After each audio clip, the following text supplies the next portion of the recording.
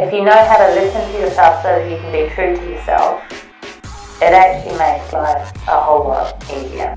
Hi, my name is Dalziell. I live and work in Amsterdam in the Netherlands.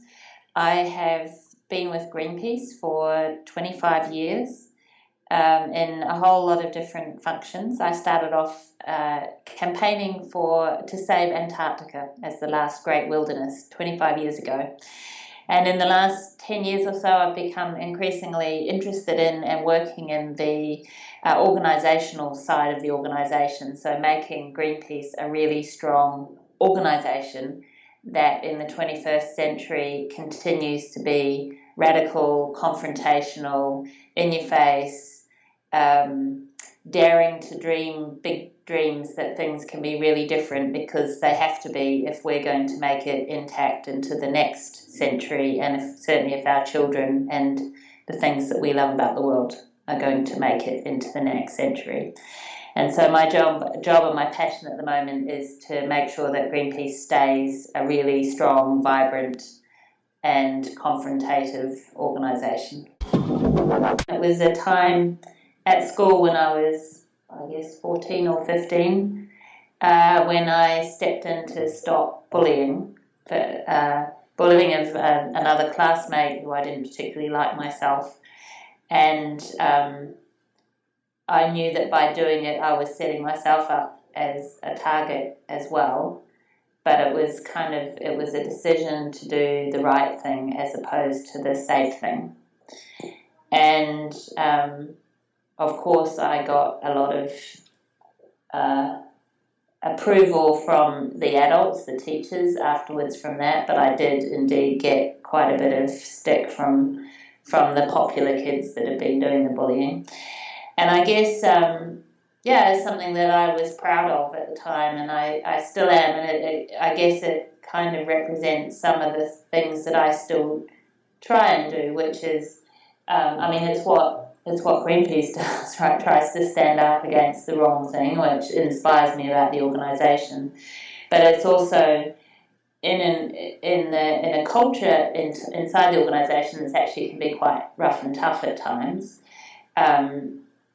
It's something that I try and do every now and then, is make sure that my input or my decisions or the way I stand up for things are also true to that. It's really what I think, and I'm saying it and thinking it for the right reasons, and I'm not holding back because I'm afraid that it's going to make me unpopular with other people. In the end, it's a safer way to be, I think. In the end, if you know how to listen to yourself so that you can be true to yourself, it actually makes life a whole lot easier. Because what I observe about people is that life is a whole lot more difficult for those who are not in touch with their emotions, or who live with a lot of fear or insecurity about themselves.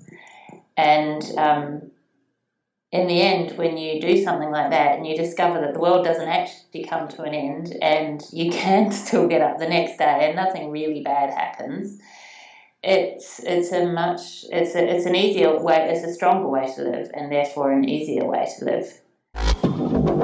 One of our big challenges is, as we grow and become more global, how do we remain pure to our mission, but adjust that in light of the fact that we're not just operating in Europe anymore? We're facing it with the Russia-Ukraine situation at the moment, because of course any right-thinking European thinks that Russia's being a big bully, and terrible things are going on in the Ukraine, and it's all Putin's fault. But there's other perspectives, right? And we now have an organisation that's in China and Russia and the Middle East and so on. How do we make sure that those perspectives from our colleagues who we trust and who we know share our fundamental values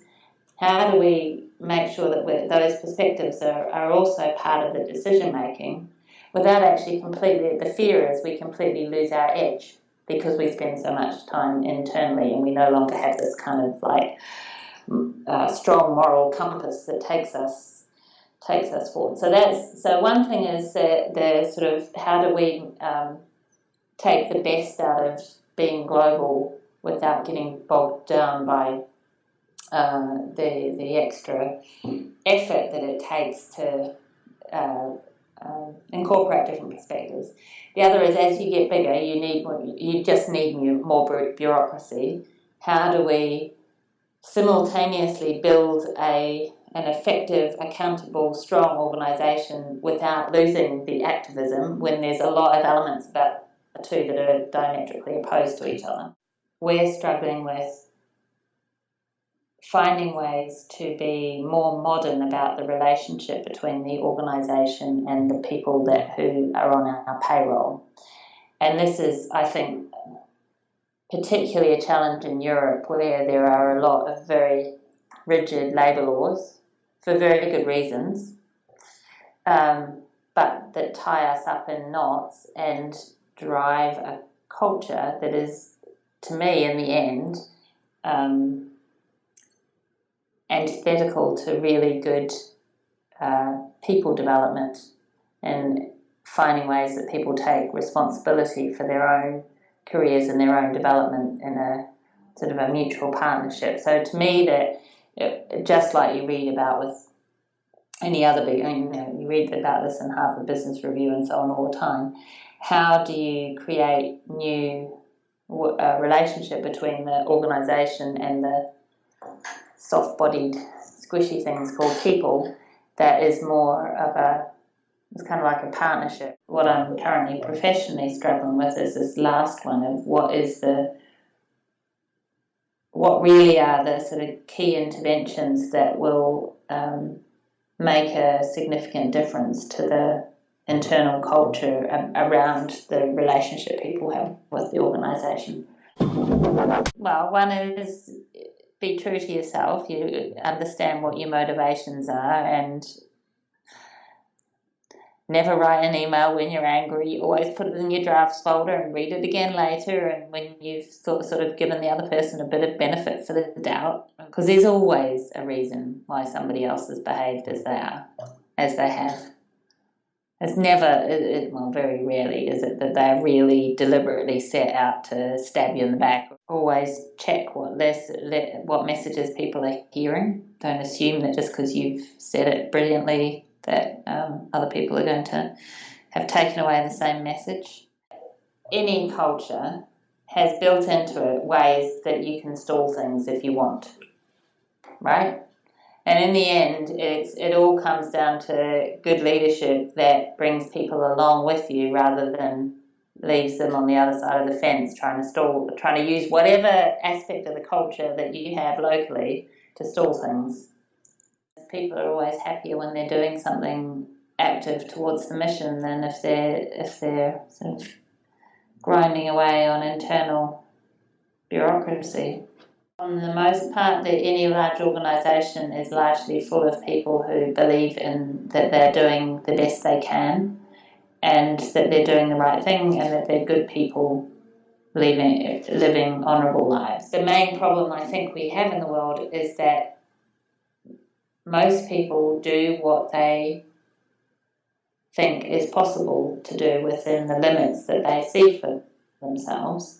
And the system that we have at the moment that constructs our the global economic system is a consolidation of lots of people working in the limits that they see in that system, and the sum total of it is not working.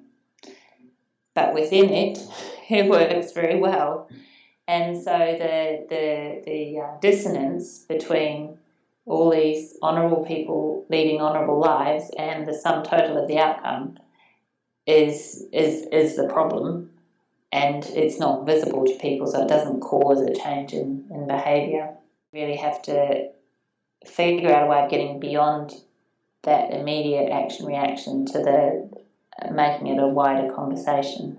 a longer conversation, a bigger conversation, to give people, these honourable people, kind of a different perspective and a sense of hope. And that's the other thing, I think, is a sense of hope or perspective that it is possible to dream something different. Wow.